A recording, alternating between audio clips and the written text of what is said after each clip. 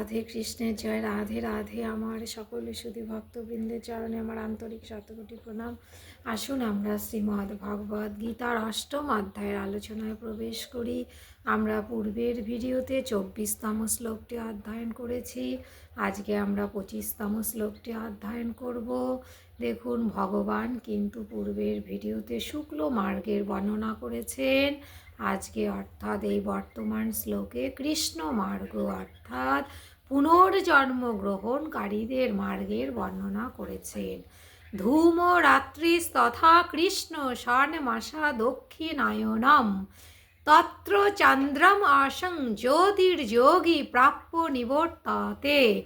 যে মার্গে ধূমের অধিপতি দেবতা, রাত্রির অধিপতি দেবতা, কৃষ্ণপক্ষের অধিপতি দেবতা এবং দক্ষিণায়নের 6 মাসের অধিপতি দেবতা থাকেন, দেহত্যাগ করে যেসব যোগী সকাম ব্যক্তি সেই মার্গে গমন করেন তারা চন্দ্রলোকের জ্যোতির প্রাপ্ত হয়ে ফিরে আসেন, অর্থাৎ তারা জন্ম মৃত্যু প্রাপ্ত হন।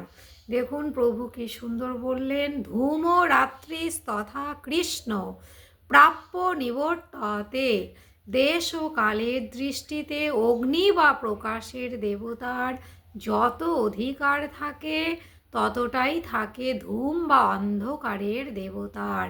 আমরা পূর্বের ভিডিওতে জেনেছি যে দিনের দেবতা বা প্রকাশের দেবতা যাকে বলা হয়, আজকে কিন্তু রাত্রির দেবতা অর্থাৎ সেই ধূমাধিপতি দেবতা কৃষ্ণ মার্গে গমনকারী জীবের নিজ সীমা পার করিয়ে রাত্রির অধিপতি দেবতার কাছে সমর্পণ করেন।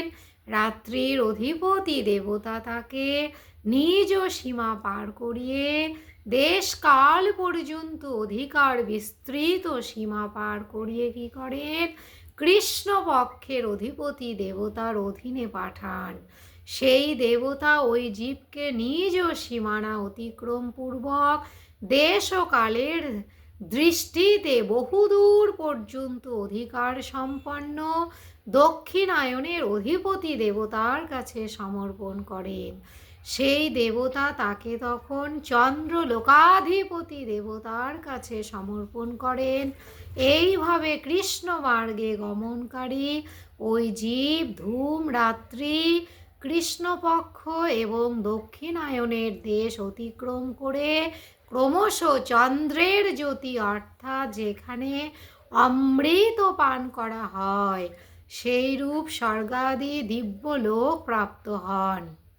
তারপর নিজ পুণ্য অনুযায়ী সেখানে বাস করে অর্থাৎ সুখাদি ভোগ করে পরে কিন্তু তারা আবার পুনরায় ফিরে আসেন।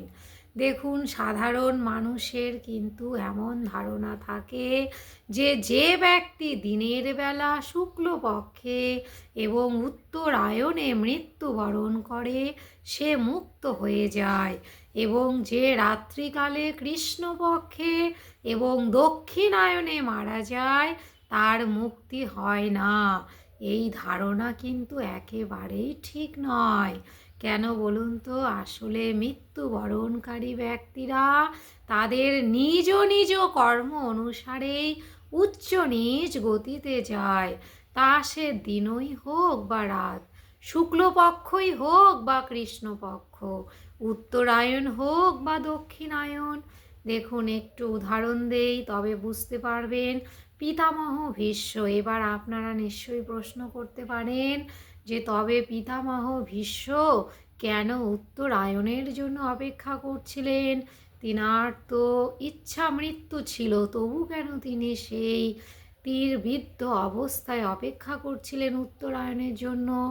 এর পেছনে অবশ্যই যুক্তি রয়েছে, অবশ্যই কারণ রয়েছে। দেখুন, পিতামহ ভীষ্ম কিন্তু ভগবত ধামে যাননি, এইটি সত্যি কথা। তিনি উত্তরায়ণ হোক বা দক্ষিণায়ন অর্থাৎ উনি যে কোনো সময় তো মারা যেতে পারতেন, কিন্তু তিনি উত্তরায়ণের জন্য অপেক্ষা করছিলেন। কেন অপেক্ষা করছিলেন? কারণ তিনি ছিলেন দৌ নামক বসু অজান দেবতা। আমি পূর্বের ভিডিওতে আলোচনা করতে গিয়ে বলেছি অজান দেবতার কথা। পিতামহ ভীষ্মও কিন্তু একজন অজান দেবতা ছিলেন, যিনি শাপগ্রস্ত হয়ে এই মর্তলোকে এসেছিলেন, অর্থাৎ পিতামহ ভীষ্মরূপে এসেছিলেন। আর দেখুন দক্ষিণায়নের সময় দেবলোকে কিন্তু রাত্রি, সেই সময় কি হয়, দেবতা লোকে যাওয়া যায় না। কেন যাওয়া যায় না? কারণ সেই সময় দরজা বন্ধ থাকে। এবার দেখুন 6 মাস সেখানে অপেক্ষা তিনি না করে তিনি ভাবলেন যে এখানে তো শ্রীকৃষ্ণ রয়েছে, ভগবান শ্রীকৃষ্ণকে আমি দর্শন করতে পারছি, আর ওখানে গিয়ে একা একা সেই বন্ধ দরজার বাইরে দাঁড়িয়ে থাকতে হবে, তার চাইতে আমি এখানেই অপেক্ষা করি। তাই কিন্তু তিনি উত্তরায়ণের জন্য অপেক্ষা করেছিলেন এবং উত্তরায়ণে শরীর ত্যাগ করে তিনি পুনরায় নিজের ধামে গেছিলেন, অর্থাৎ দেবলোকে গেছিলেন। কারণ এই যে একটু আগেই বললাম তিনি ছিলেন অজান দেবতা। সুতরাং আমরা আমাদের কর্ম অনুসারেই কিন্তু ফল প্রাপ্তি হব। ধরুন উত্তরায়ণে আমরা মারা গেলাম, দিনে মারা গেলাম, কিন্তু বিন্দুমাত্র ভগবানের নাম গান করিনি, ভগবানের সেবা করিনি, তবে যতই আমরা উত্তরায়ণে মারা যাই না কেন আমাদের আত্মা কিন্তু মুক্তি লাভ করতে পারবে না।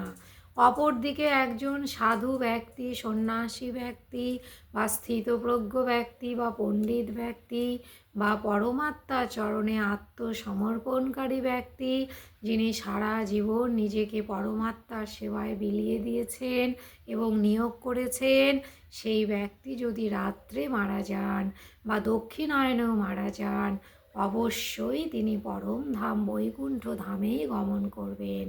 সুতরাং আজকের এই বর্তমান 25তম শ্লোকটি অধ্যয়ন করে আমরা কি শিক্ষা অর্জন করলাম? যেমন আমরা এই শিক্ষা অর্জন করলাম যে দক্ষিণায়নে যারা গমন করে তাদের কি গতি হয়, ঠিক তেমনই আমরা এই শিক্ষাও অর্জন করলাম যে আপনি কৃষ্ণ পক্ষেই মারা যান আর শুক্ল পক্ষেই মারা যান, উত্তরায়ণেই যান আর দক্ষিণায়নেই যান, আপনার বা আমাদের কর্তব্য অনুসারেই কিন্তু সেই ফল হবে। কর্তব্য অর্থাৎ আমাদের যে সমস্ত দায় দায়িত্ব কর্তব্য দিয়ে ভগবান পাঠিয়েছিলেন, এই মনুষ্য শরীর দিয়েছিলেন, সেই মনুষ্য শরীর পেয়েও যদি আমরা ঠিকঠাক কর্তব্য পালন না করি, অর্থাৎ আমাদের পরম কর্তব্য হলো পরমাত্মার সেবা করা, তারপর যে সমস্ত সাংসারিক দায় দায়িত্ব কর্তব্য সেগুলি পালন করা, সেগুলি যদি আমরা ঠিক করে করতে পারি, অবশ্যই আমাদের আত্মা মুক্তি লাভ করবে, তাতে বিন্দুমাত্র কোনো সংশয় নেই। এবার আসুন গীতা মাহাত্ম্য নিয়ে আলোচনা করি। সর্বত্র প্রতিভোক্তা চ প্রতিগৃহ্য চ সর্বস্ব গীতা পাঠং প্রকুর্বাণ ন লিপ্যত কদাচন যথা তথা ভোজনেতে প্রতিগ্রাহী জন গীতার পাঠক ও পাপে কভু লিপ্ত নন। আমি পূর্বেও বলেছি, আবার পুনরায় বলছি, যত্র তত্র কিন্তু সেবা গ্রহণ করতে হয় না। তার উদাহরণ হলো স্বয়ং ভগবান শ্রীকৃষ্ণ। কারণ অহংকার বশত যখন ভগবানকে নেমন্তন্ন করেছিলেন দুর্যোধন, তখন ভগবান কিন্তু দুর্যোধনের সেই নেমন্তন্ন করে নিয়ে যাবার পর যে সেবা, সেই সেবা কিন্তু বিন্দুমাত্র গ্রহণ করেননি। একই রকমভাবে আমাদেরও উচিত সজাগ থাকা। যদি অজ্ঞানবশত আমরা যত্রতত্র আহার করেও থাকি, চিন্তার কোনো বিষয় নেই, কারণ শ্রীমদ্ ভগবদ গীতা যদি আমরা অধ্যয়ন করি, অবশ্যই আমাদের পূর্বকৃত করা সেই আহার করার জন্য যে পাপ, সেটি অবশ্যই ক্ষয় হয়ে যাবে। খুব ভালো থাকবেন। জয় শ্রী রাধে কৃষ্ণ।